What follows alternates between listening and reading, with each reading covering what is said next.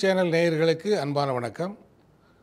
இந்த பகுதியின் குரு சேனல் வாயிலாக சிவபெருமானுடைய பெருங்கருணைக்கு பாத்தியமாகி சிவனுடைய அருளை நாடி பல்வேறு தியாகங்கள் புரிந்து சிவனுக்கும் சிவனடியர்களுக்கும் தொண்டுகளை புரிந்து பெரிய புராணத்திலும் சைவ சித்தாந்த மரபிலும் நீங்காத இடம்பெற்ற பல சிவநாடுகளை பற்றி நாம் இந்த பகுதியிலே பார்த்து வருகின்றோம். அந்த வகையிலே நாம் இன்று பார்க்க இருப்பது ஏனாதி நாயனார் என்பவரது வரலாறு.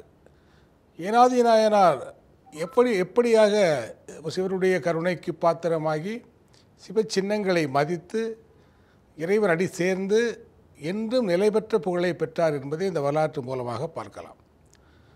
சோழ நாட்டு மன்னர்கள் இமயத்தில் மட்டுமன்றி கிழக்கு ஆசிய நாடுகளிலும் கடல் கடந்து படரெடுத்து வென்று புலிக்கொடி நாட்டி போர் முரசு கொட்டியவர்கள். அவர்கள் ஆண்ட தஞ்சை தரணிக்கு அருகிலே உள்ள கும்பகோணம் என்ற ஊருக்கு மிக அருகில் எயினனூர் என்ற ஒரு அழகிய கிராமம் உள்ளது. அந்த கிராமத்திலே அவதரித்தவர் தான் ஏனாதி நாயனார். இவர் ஈழகுல சான்றோர் மரபு என்ற மரபனை சார்ந்தவர்.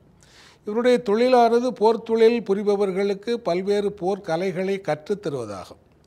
இவர் வாழ்வீச்சு மட்டுமன்றி வேலெறிதல், வில்லெறிதல், மல்யுத்தம், யானை ஏற்றம், குதிரை ஏற்றம் என்ற பல போர்ப்படை பயிற்சிகளை சோழ நாட்டு வீரர்களுக்கு கற்றுக் கொடுத்து சோழப்படையினுடைய வலிமைக்கு மூல காரணமாக இருந்தவர் ஆவார். இவருடைய அன்றாட நடவடிக்கைகளாவன காலையிலே எழுந்து இறைவனை தொழுது நீராடி திருநீர் அணிந்து உருத்திராக்கம் அணிந்து சிவச்சின்னங்கள் அனைத்தும் அணிந்து நமச்சிவாய் என்ற பஞ்சாக்கர மந்திரத்தை மனதிலும் நாவிலும் ஓதி இறைவனுக்கு அடியவராகவே வாழ்ந்து வந்தார். இவர் தாம் சிவச்சின்னம் அணிவது மட்டுமல்லாமல் தன்னுடன் பயிலும் மாணவர்களுக்கும் அந்த சிவனுடைய நாமத்தினுடைய பெருமைகளை கூறி அவர்களையும் ஒரு சிவனுடைய அடியார்களாக மாற்றி வைத்திருந்தார். இவரது அருட்திறமும் வீரத்திறமும் கொடைத்திறமும் புகழ்த்திறமும் அறிந்த அனைத்து இளைஞர்களும் இவரிடம் போர்க்கலையை பயில்வதை ஒரு பெருமையாகவே கருதி வந்தார்கள்.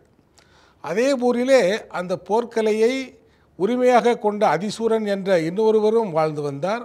அவருடைய வேலையும் பணியும் சோழ நாட்டு வீரர்களுக்கு போர் பயிற்சி அளிப்பது தான். எனினும் நமது ஏனாதி நாயனார் அவருடைய கண்காணிப்பின் கீழே போர் பயிற்சி பெறுவதற்கும் அவருடைய அன்பிற்கு பாத்திரமாவதற்கும் இளைஞர்கள் திரளென குவிந்ததால் அதிசூரனுடைய பயிற்சி களமானது வெறுமையுற்ற தொடங்கியது. அவருடைய வருமானமும் தடைப்பட்டது. ஆனால் நமது ஏனாதி நாயனார் இந்த பயிற்சி மூலமாக தனக்கு கிடைக்கும் வருவாயுமே சிவனுடைய கைங்கரியங்களிலே தம்மை ஈடுபடுத்திக் கொள்வதிலும் சிவனுக்கும் சிவனடியார்களுக்கும் பணிவிடை செய்வதற்காகத்தான் அந்த வருவாயை செலவிட்டு வந்தார். அதன் மூலமாக இவரது புகழிலும் கீர்த்தியிலும் வருவாயிலும் பொறாமை கொண்ட அந்த அதிசூரன் என்பவன் இவரை நமக்கு போட்டியாளர் என்ற நிலையிலிருந்து ஒழித்து விட வேண்டும் என்ற மனதிலே ஒரு தீய எண்ணம் கொண்டு அவரை அணுகி அவரை ஒரு சவாலுக்கு அழைக்கின்றான். அதாவது இந்த போர்க்கள பயிற்சிக்கு ஆன உரிமையை மாவீரன் எவரோ அவர்தான் கொடுக்க வேண்டும். எனவே நீரும் நானும் இன்று ஒருவருடன் ஒருவர் மோதி பார்ப்போம். எவர் வெற்றி பெறுகின்றாரோ அவ்வாறு வெற்றி பெறுகின்றவரே இந்த போர் பயிற்சியை இனிமேல் தொடருவோம். இந்த சவாலுக்கு நீர் தயாரா என்று கேட்டவுடனே ஆலவாய் அண்ணலுடைய அருளுக்கு பாத்திரமான நமது ஏனாதி நாயனார் அவர்கள் அந்த சவாலை மிகுந்த மகிழ்ச்சியுடன் ஏற்றுக்கொண்டார். இறைவனை பணிந்து வாழேந்தி அவருடன் கிளம்புக தயாரான பொழுது அந்த அதிசூரன் என்பவன் தான் மட்டுமன்றி தன்னுடன் ஒரு பெரும் படையவே நடத்தி கொண்டு வந்திருந்தான் ஏனாதி நாயரை எதிர்ப்பதற்காக. ஆனால் ஏனாதி நாயனார் இறைவனுடைய அருள் மட்டுமே துணை கொண்டு அவனை எதிர்க்க தலைப்பட்டார். அப்பொழுது ஏனாதி நாயனாரிடம் பயிலும் மாணவர்களும் ஏற்கனவே அவரிடம் பயிற்சி பெற்று பல்வேறு படைப்பிரிவுகளிலே பல்வேறு நிலைகளிலே பணிபுரிகின்ற வீரர்களும் நமது ஏனாதி நாயனாருக்கு துணையாக நின்றார்கள். ஒரு பெரும் போர் அங்கே நடைபெற்றது. ஆரண குருதிகள் ஓடின, குறையுடல் ஓடி ஆடின என்ற அந்த அமர்க்களத்தினுடைய காட்சியை பெரிய புராணத்தின் வாயிலாக சேக்கிழார் பெருமான் விவரிக்கும் பொழுது மிகப்பெரிய போர் அங்கே நடைபெற்றதை நாம் கண்முன்னாலே கண்டது போல உணரக்கூடிய வகையில் அந்த வார்த்தைகள் அமைந்திருக்கும். அவ்வாறு அந்த போரிலே இறுதியாக அதிசூரன் என்பவன் தோல்வியுற்று ஓடி ஒளிந்து கொண்டான். நமது ஏனாதி நாயனார் தனது வீரர்களிலே யாரையும் இழக்காமல் வெற்றி பெற்ற மாவீரனாக இறைவனுடன் திரும்பி உயிரோடு வந்து தனது பணியை தொடங்குகின்றார். இந்த தோல்வியினால் பெரிதும் மானபங்கமுற்ற அந்த அதிசூரன் என்பவன் மறுநாள் இவரை ஒரு வஞ்சகத்தின் மூலமாகவாவது நமது ஏனாதினாரை வீழ்த்து விட வேண்டும் என்று முடிவு கண்டு அதற்கு என்ன வழி என்று சிந்தித்து உறங்காமல் காத்திருந்தார். அப்போது ஏனாதினுடைய இயல்பு என்பது தான் ஒரு சிறந்த சிவபக்தனாக திகழ்வது மட்டுமல்லாமல், சிவச்சின்னங்களுக்கு மதிப்பு கொடுப்பவர் மட்டுமல்லாமல், சிவனடியார்களை சிவச்சின்னம் அணிந்தவர்களை அரவணைத்து அவர்கள் பாதங்களில் வீழ்ந்து அவர்களை அருளை நாடும் மனம் கொண்டவராக திகழ்ந்தார் என்ற உண்மை தெரிந்தவனாதனால் அந்த சிவபக்தியையே அவரை கொல்லும் ஒரு கருவியாக மாற்ற வேண்டும் என்று துணிந்தான். எனவே அவன் மறுநாள் காலையிலே உடைவாளை தரித்து கொண்டு கையிலே கேடயத்தை எடுத்துக்கொண்டு, என்றுமே திருநீற்று அணிந்து பழக்கமில்லாத அந்த மனிதன் அன்று நெற்றியிலே வெந்நீர் முழுமையாக அணிந்து கொண்டு தனது கேடயத்தால் அந்த வெந்நீரை மறைத்து கொண்டு ஏனாதினாருடைய வீட்டை அணுகி செல்கின்றான்.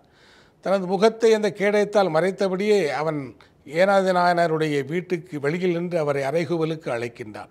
ஏனாதி நாயனாரே, நமது படைகளோடு நேற்று மோதினால் நான் தோற்று ஓடினேன். நீங்கள் வெற்றி பெற்றதாக இருமாப்பு கொண்டு உள்ளே இருக்க வேண்டாம். இன்று நான் தனியாக வந்திருக்கின்றேன். நமக்காக நம்மை சார்ந்தவர்கள் ஏன் போரிட்டு மடிய வேண்டும்? நீரும் நானும் எதிர்க்கெதிராக ஒன்றோடு ஒன்றாக நின்று பொருதுவோம். இதில் வெற்றி பெறுவர்களே இனிமேல் அந்த சோழ படை வீரர்களுக்கு பயிற்சி அளிக்கக்கூடிய அந்த தகுதியை பெற்றவராக ஆவோம். எனவே நீர் என்று என்னோடு ஒன்றுடன் ஒன்று மோத தயாராக உள்ளீரா என்று அறைகூவலை விடுக்கின்றார். இதை கேட்ட ஏனாதினார் வீட்டுக்குள்ளிருந்து கோயிலிருந்து வெளிக்கிளம்பும் புலி போல வீறு கொண்டு எழுந்து தனது கையிலே வாளும் இன்னொரு கையிலே கேடயமுமாக வந்து அவனோடு மோதுவதற்கு தயாராக நின்றார். என்ன இவன் தனது முகத்தை மறைத்து கொண்டு இருக்கின்றான் என்று மோதலுக்கு தயாரான ஏனாதி நாயனார் அவனுடைய அருகிலே சென்று பார்க்கும் பொழுது அவன் தனது முகத்தை மறைத்திருந்த கேடயத்தை நீக்குகின்றான். அவனது நெற்றியிலே வெந்நீர் துலங்க காட்சி அளிக்கின்றான். உடனே நமது ஏனாதி நாயனார் உடல் விதிர்த்து என்ன காரியம் செய்ய துணிந்தேன்? சிவவெந்நீர் அணிந்த சிவனடியா சின்ன அணிந்த அந்த வீரர் முன்பாகவா நாம் வாளோடு நின்றோம், கேடயத்தோடு நின்றோம்? அது எவ்வளவு பெரிய அபவாதம்!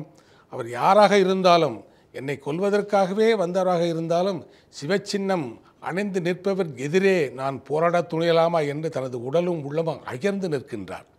இவர் தன்னை கொல்லத்தான் வந்திருக்கின்றான் என்பதை அறிந்த ஏனாதி நாயனார் நாம் வாளோடு நின்று இவரிடம் கொலைப்பட்டால் நம்மை அவர் போரிட்டு வென்றதாக அமையும். ஆனால் அதே சமயத்திலே நாம் இந்த வாளையும் கேடயத்தையும் கீழே போட்டு அவருடைய வாளுக்கு இரையானால் ஒரு சிவச்சின்னம் அணிந்த ஒரு சிவனடியார் நிராயுதபாணியாக நின்ற ஒருவனை கொன்றுவிட்டான் என்ற அவப்பெயர் அவருக்கு ஆளாகுமே என்ற ஒரே காரணத்தினால் தனது கரங்களில் இருந்த வாளையும் கேடயத்தையும் பயன்படுத்தாமல் வெறுமனே நின்றார். அந்த கொடியவனாகிய அதிசூரனோ இந்த சிவனடியார் வேடத்தை கண்டு அவர் மயங்கி சிவனடியாருக்கு எதிராக ஆயுதத்தை தூக்க துணியாத அவரை தனது ஆயுதத்தால் தான் வந்த காரியத்தை முடித்து கொண்டு அவரை வென்றுவிட்டதாக நினைத்து திரும்பினான். நீங்கள் இந்த வரலாற்றை கேட்கும் பொழுது இதே படியான இன்னொரு வரலாறும் உங்களது மனக்கண்ணிலே தோன்றியவரையும், அதுதான் மெய்ப்பொருள் நாயனார் என்பது.